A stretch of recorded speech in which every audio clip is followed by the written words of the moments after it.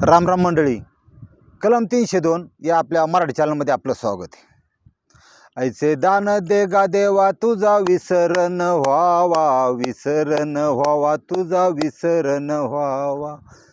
वातावरण बदललं, 2-3 पाऊस झालं, पेरण्या चालल्यात आणि वेध लागल्यात पांडुरंगाला जायचं बऱ्याच लोकांना। आता असा विषय, वातावरण छान आहे।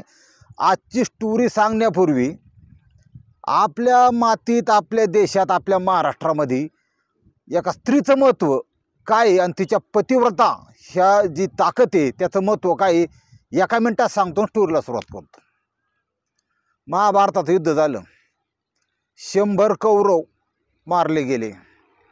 धृतराष्ट्र त्यांचा बाप आंधळा होता, गांधारी नवरा आंधळा आहे म्हणून गांधारी चांगली होती, पण गांधारीने नवरा आंधळा आहे ते पाहण्याचं सुख मला मिळत नाही, म्हणजे जग पाण्याचं, म्हणून तिने लग्न झाल्यापासून त्या दिवशी जी पट्टी बांधली त्याला म्हणा पतिव्रता।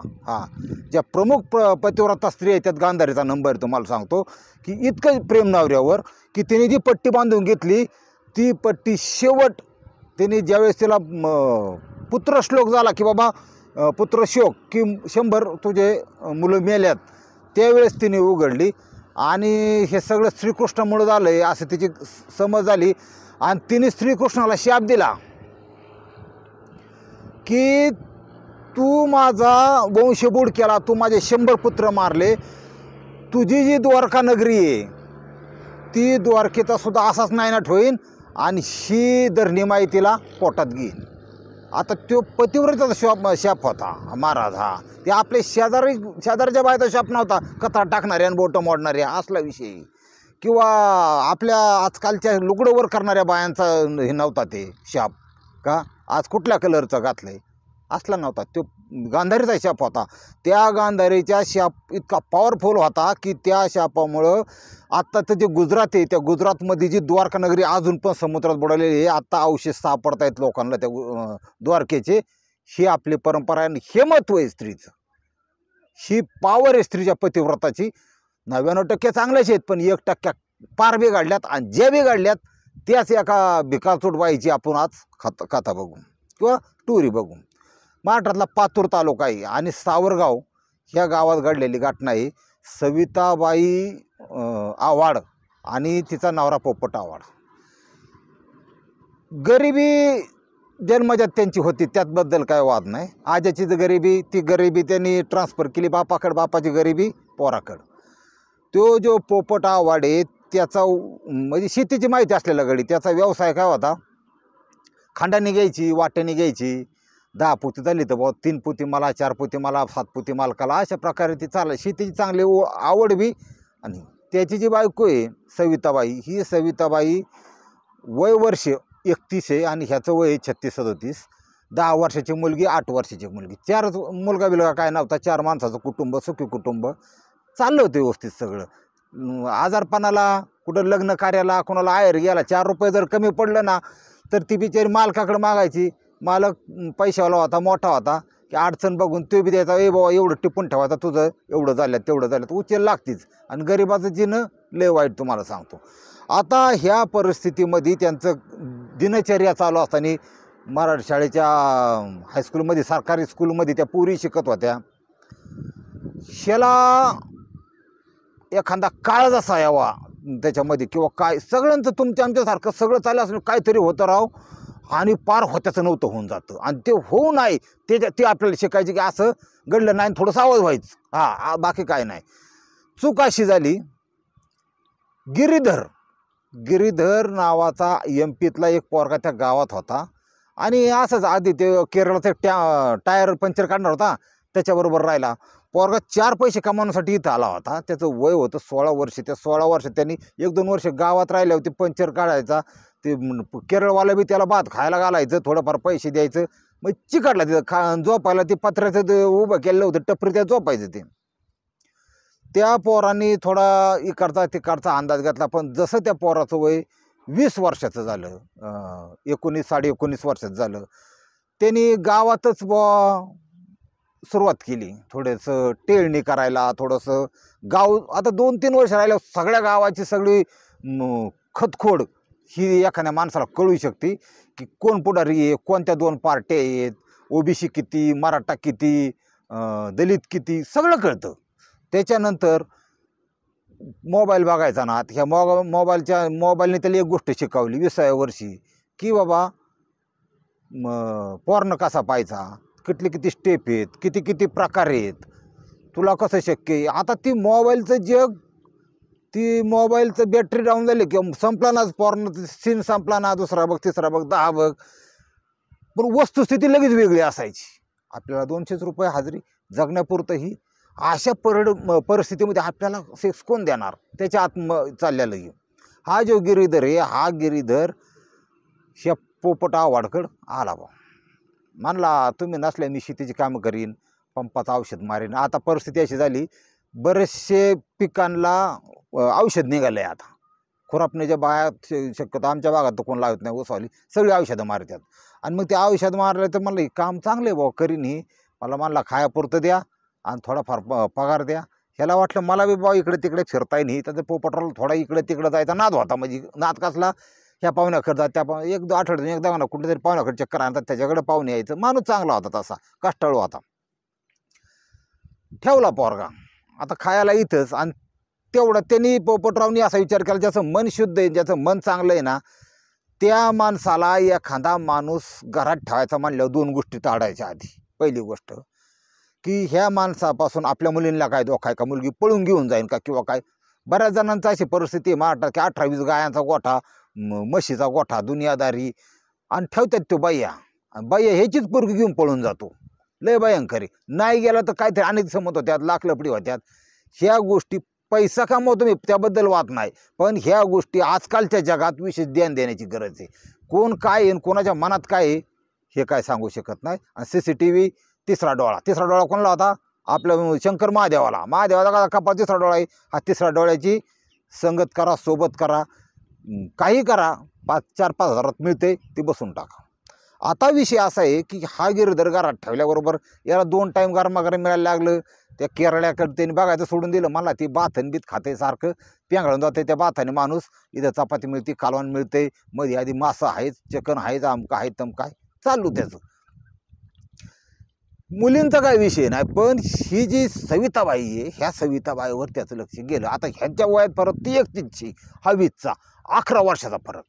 ह्याच्या बी डोक्यात विषय आला. पण पोपटराव काय म्हणला, एवढा मोठा डिफरन्स आहे, आपली पोक्ती बाई ही थोडं काय एवढा काय हे नाही, ही पोरसोर आहे ना, असा विषय. आणि तिथंच तो फसला.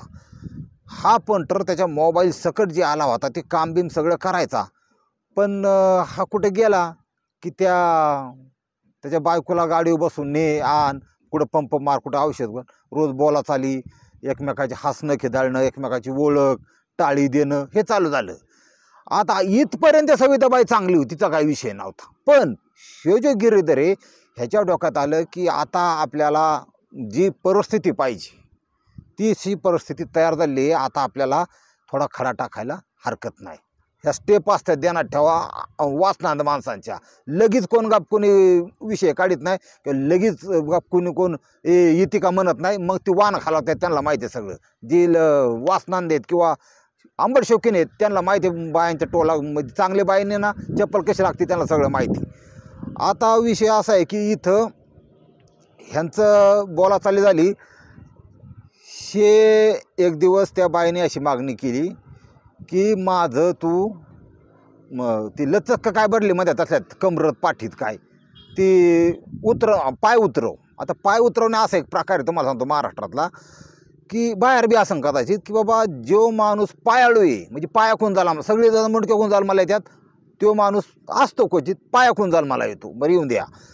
ह्या माणसानेच्या पायाने त्या टाचणी जी कंबर पाठण दुखते, ती जर अशी टाचणी रगाडली खोबऱ्यात तेल लावून, असे जर पाय उतरावला, म्हणजे थोडक्यात रगाडली, त्या शिरा बसतात किंवा ते बरी होते किंवा काय, त्या ती तथ्य काय ती तुम्हालाच माहीत, मला काय माहीत नाही भाऊ.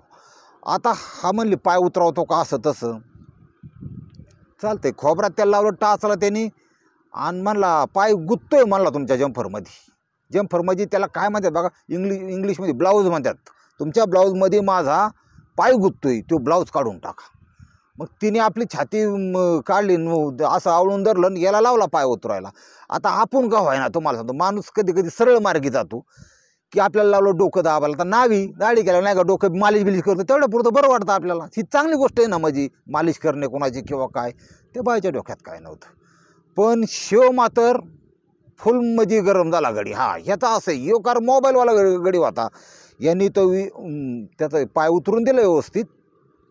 याला काही झोप आहे ना, 2-3 वाजल्या तरी ह्याला झोप आहे ना. आईला म्हणला अवघड आहे बाबा, काय म्हणला दे एस टी, काय तो मऊपणा, काय तो गरमपणा, ते आठवायला लागलं.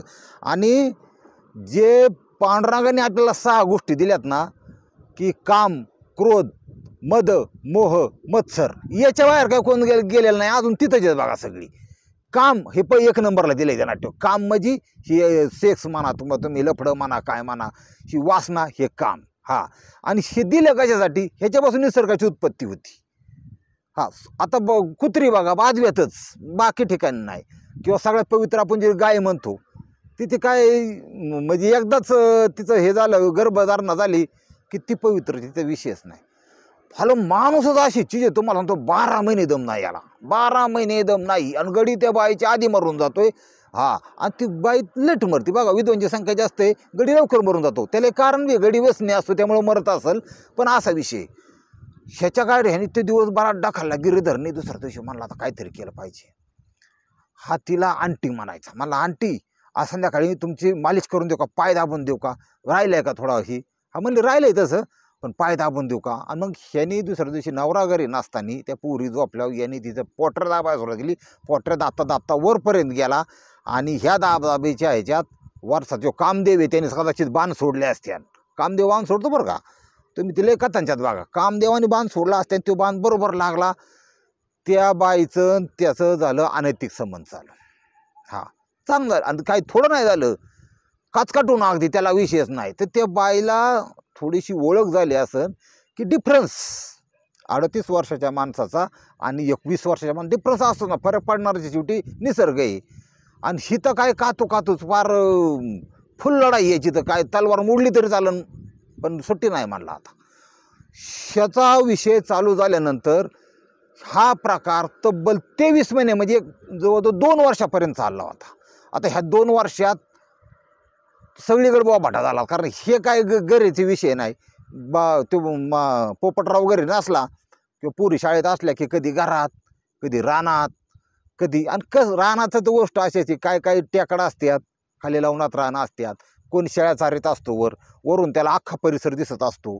आणि मग ते बघतो आईला ते बहादरीच्या रानात सविताबाई गेली बा, आणि गिरधर लगेच मागून गेला बा, चांगला अर्थाने ती बा आली बा, ते दुसरी कुण निघाला बा. भीतीला कान नाही, डोळं, हात पाय सगळं असतात. आपण तर भीतीला कान नाही, त्याच्यापेक्षा जास्त असतं. आणि एकदा का लोकांना एखाद्याने बघितलं आणि कळलं ना, 2 दिवसात अख्ख्या गावात झालं. समजा लोकांना लय वासून बघायची गरज म्हणजे ही आहे सवय लोकांचं. ह्याचं झाला बोबाटा झाला. पण ते पिरियड त्यांचं ते चाललेलं 2 वर्षापर्यंत प्रकरण चाललं होतं. अनैतिक संबंध परफेक्ट होतं. आणि ह्या अनैतिक संबंधाची दखल वर घेतली गेली.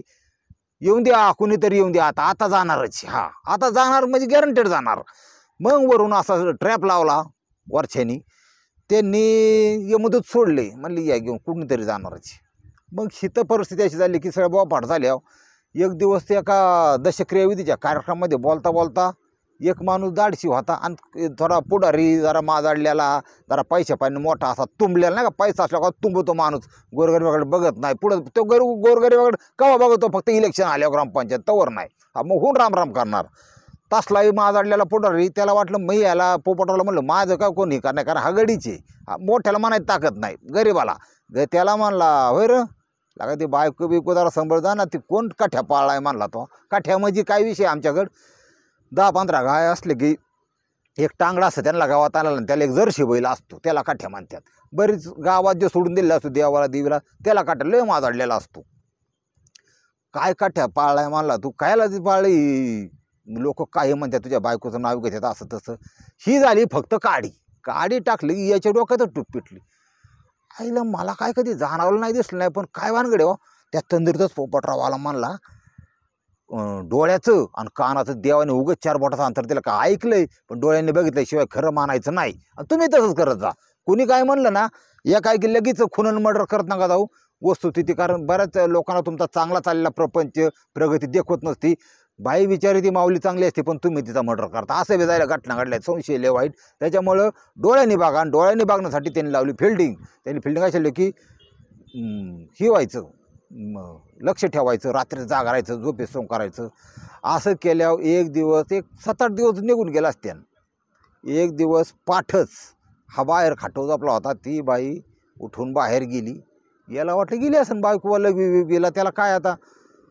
ह्यांनी म्हणलं बायको काही आहे ना, तर ते बाहेर खाटो कार्यक्रम चालला होता, ही त्यांनी बघितलं. पुरुषाकडं बरीचसे अस्त्र असतात, तुम्हाला सांगतो. एखाद्याचं जर डोक्यात जर गेला असतं ना, तर त्यांनी तिथल्या तिथं मर्डर करणारी बी काही आहेत. बरं, रक्तात फरक असतो काहींच्या, काही रक्तात फरक म्हणजे काही तामशी रक्ताचे असतात, काही थंड रक्ताचे असतात. हा पण त्रास होता की त्याला त्याची ती 2 सोन्यासारख्या पोरी दिसल्या. आईला म्हणला मी जर यांना आत्ता मर्डर करून टाकली तर ह्या पोरींचं अवघड आहे, आणि जग इतकं वाईट आहे.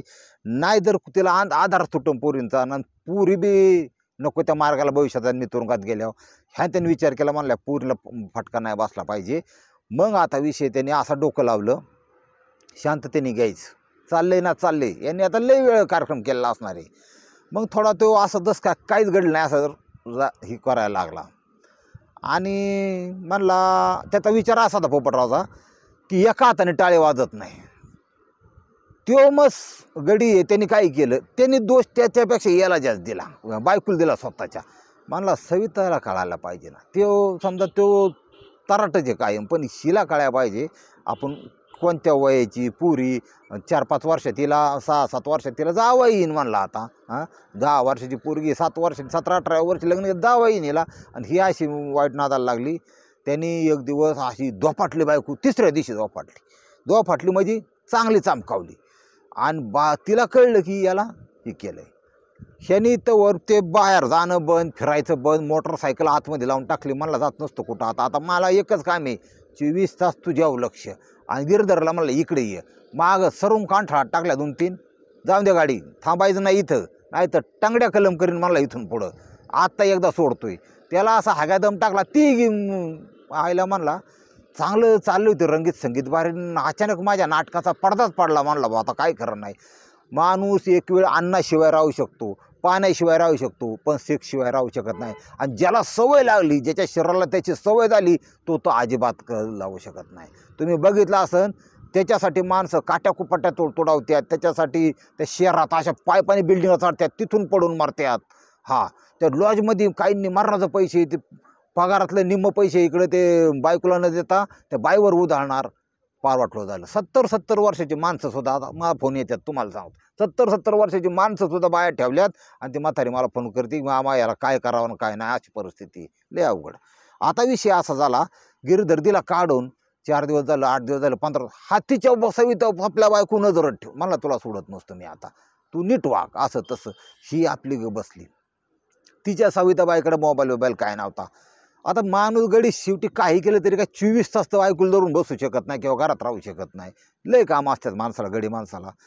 तो तास 2 कुठे गेला की ह्यो जो गिरधर होता त्याने हाकलून द्यायला घेऊन राहिला परत त्या पंचरवाल्याकडं, केरळला अण्णा.